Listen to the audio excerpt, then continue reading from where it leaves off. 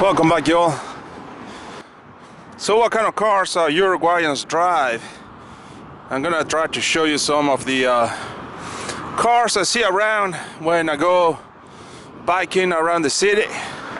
Right now I'm going to the bike store to get me a lock, and I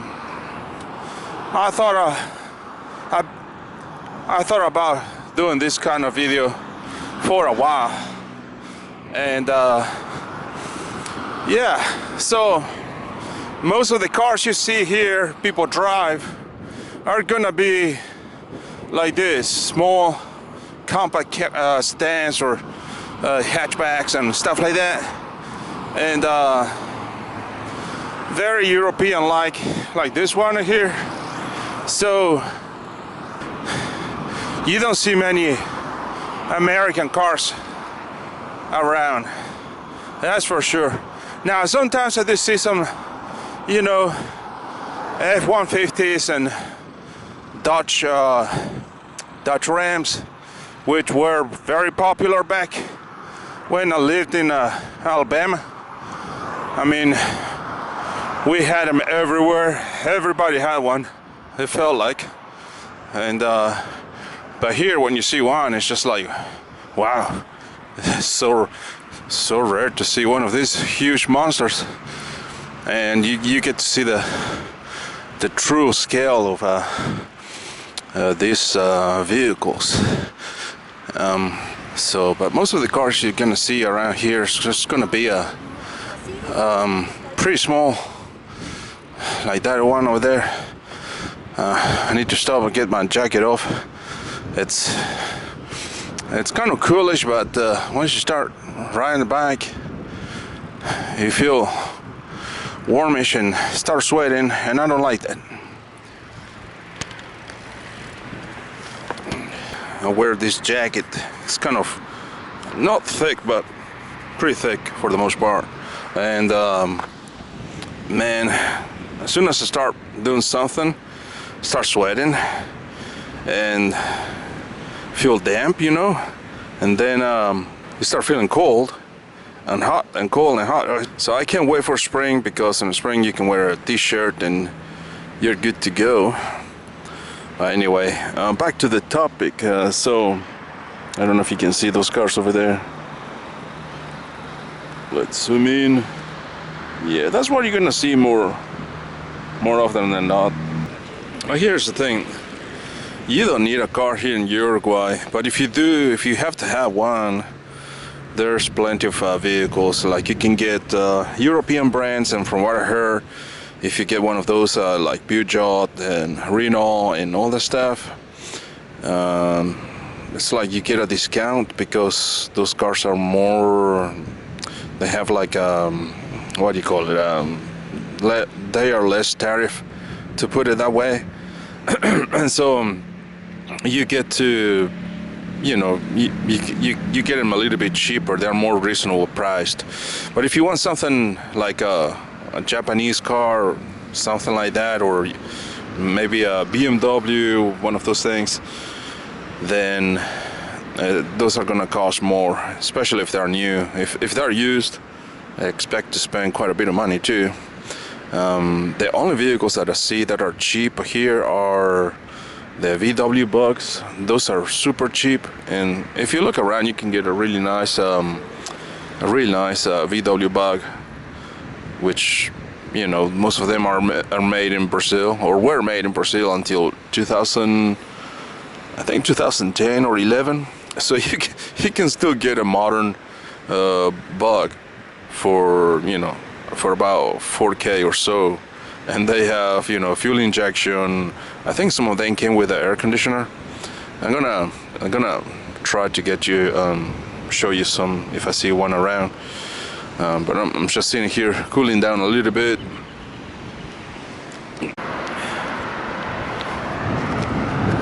So vehicle prices here, like that Honda over there, you see it, Honda Civic, which is very popular over there in the States.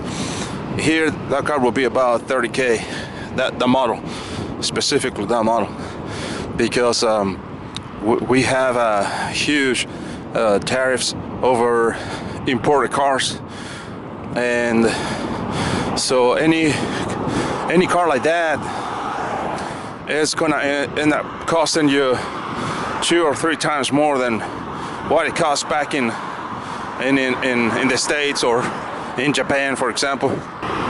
So if you want one of those cars here, yeah, you're gonna have to pay quite a bit of money.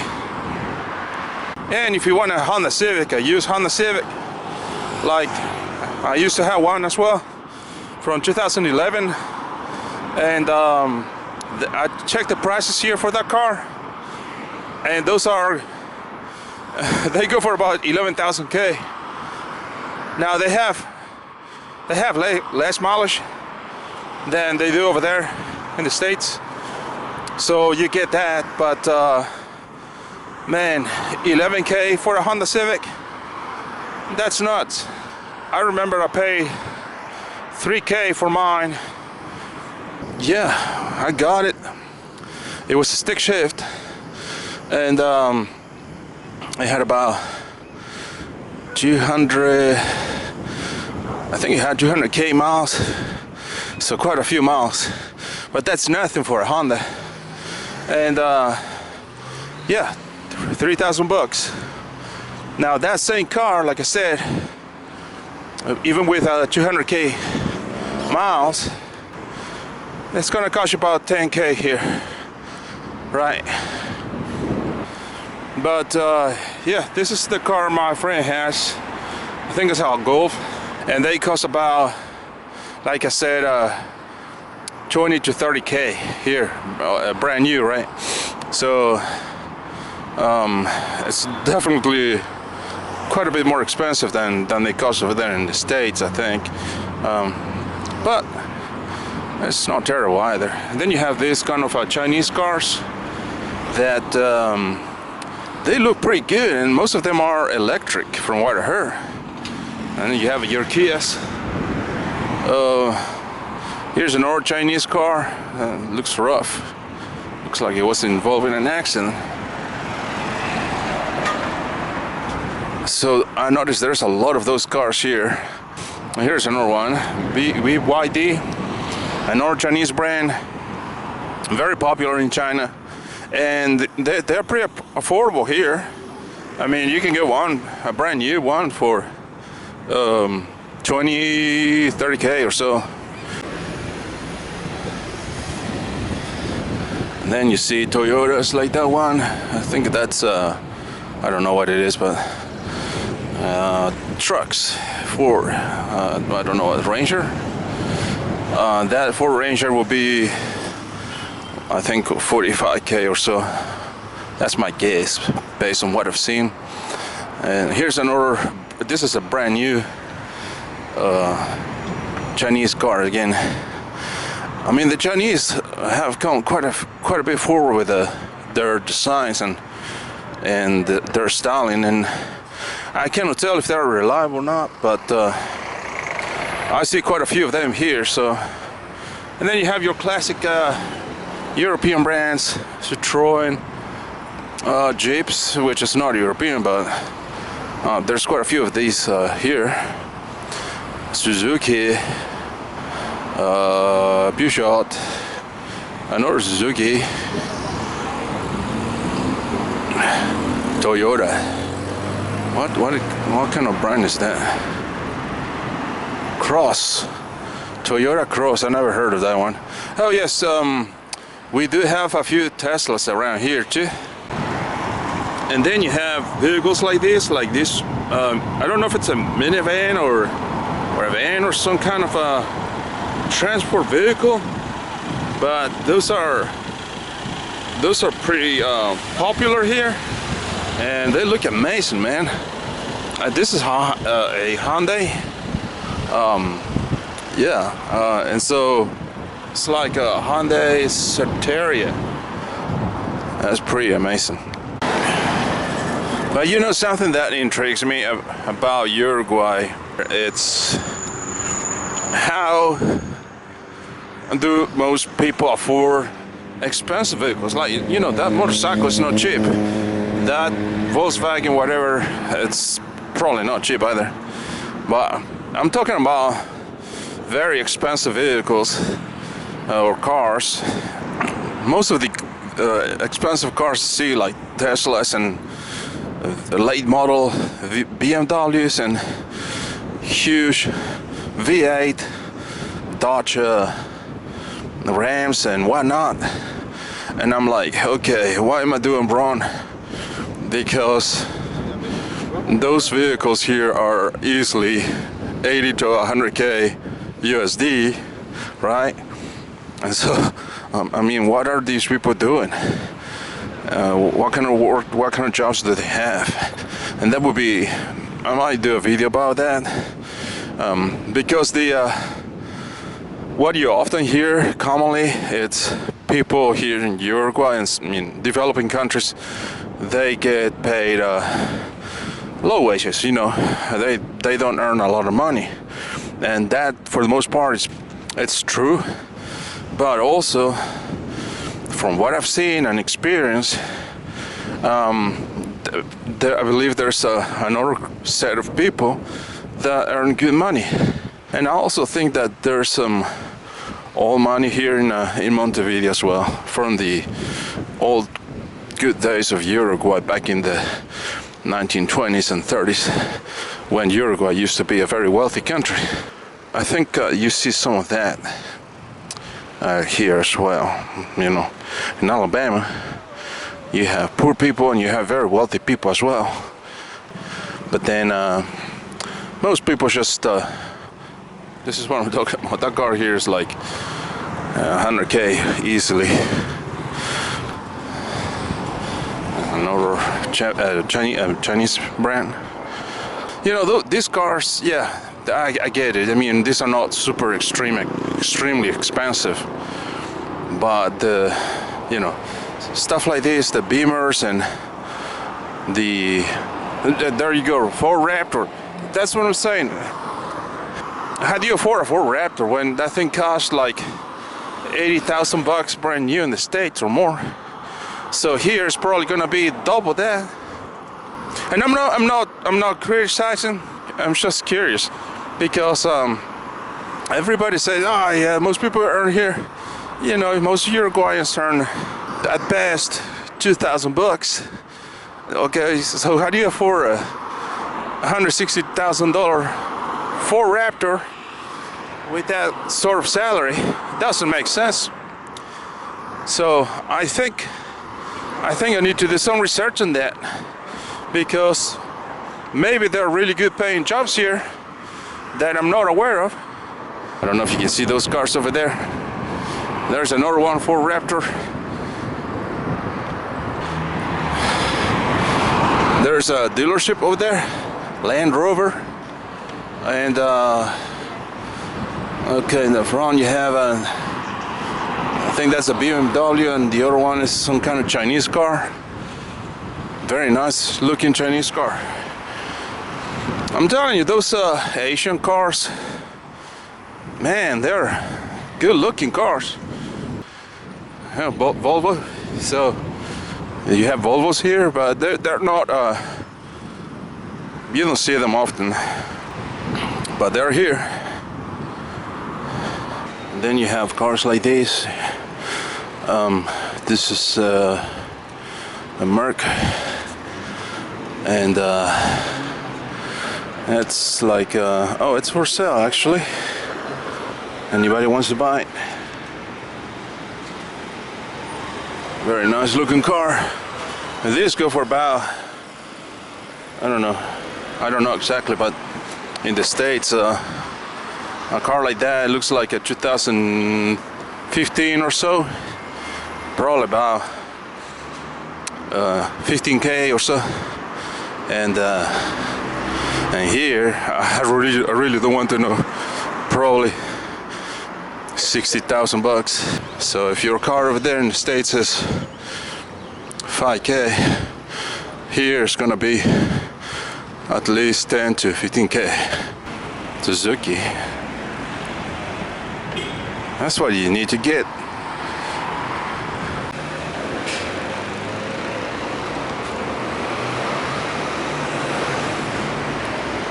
So I just made it. This is a great bike shop. I often come here for parts and whatnot because prices are pretty good, and he usually has everything that I need. Citroen something club, Visa 2 club, from the 80s it looks like. Look at that.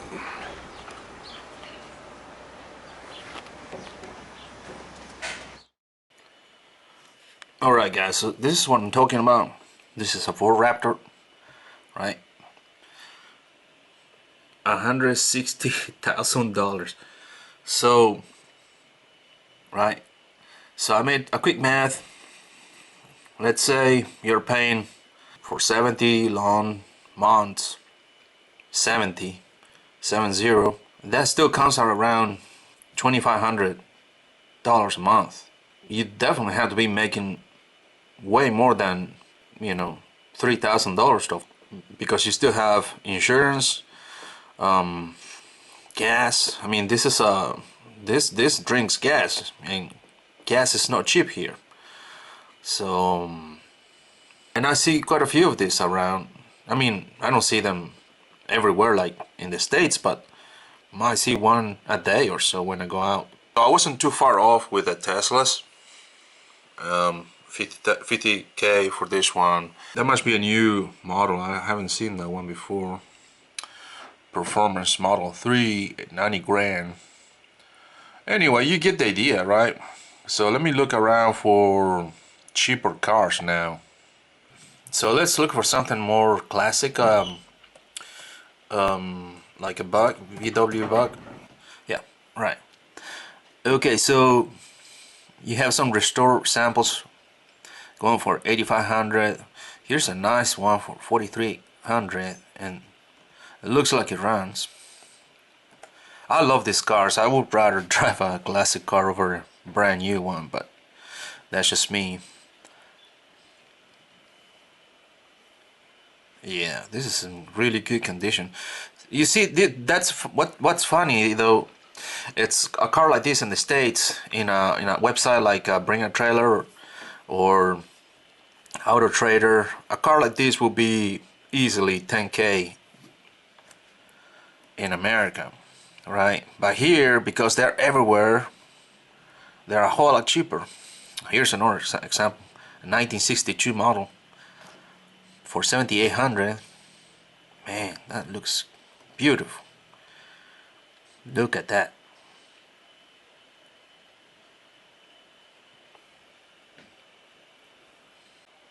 Let's say we go for a Peugeot 205. I wanted to have one of these back in the States, and beautiful cars, and they're cheap. I mean, you can get one for $4,000 basically, and that's a 90 model. And oh,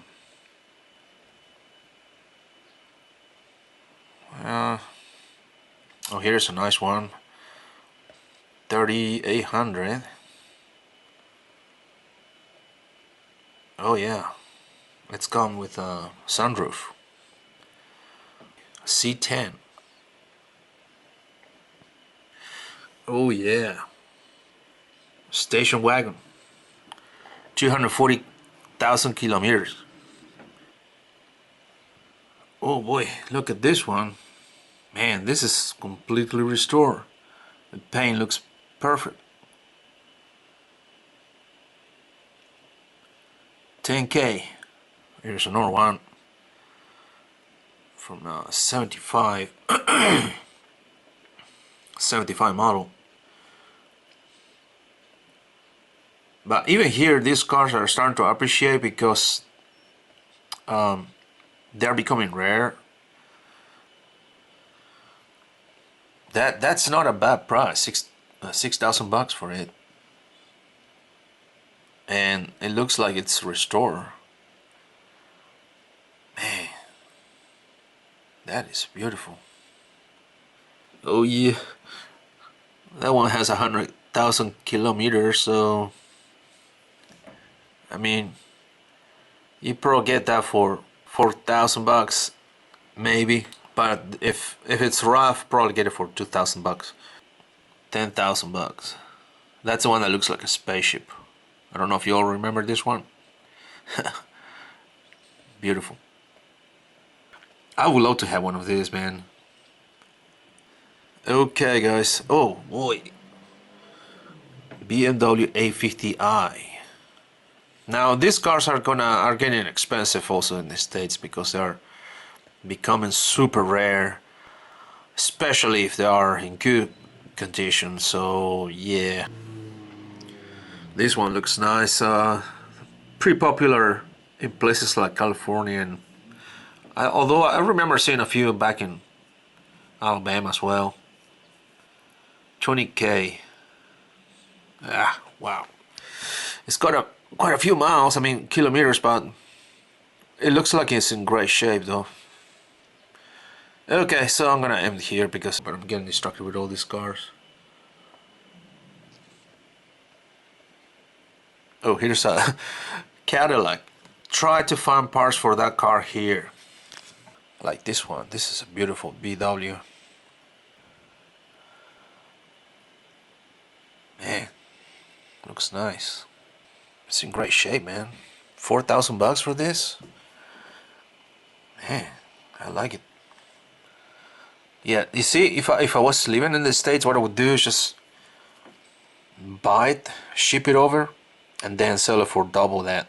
Car like this will, on a place like I said, bring a trailer, Auto Trader, Classics, and it's only got, I don't know how many miles it's got, but it's a 1982 model. Yeah. Okay.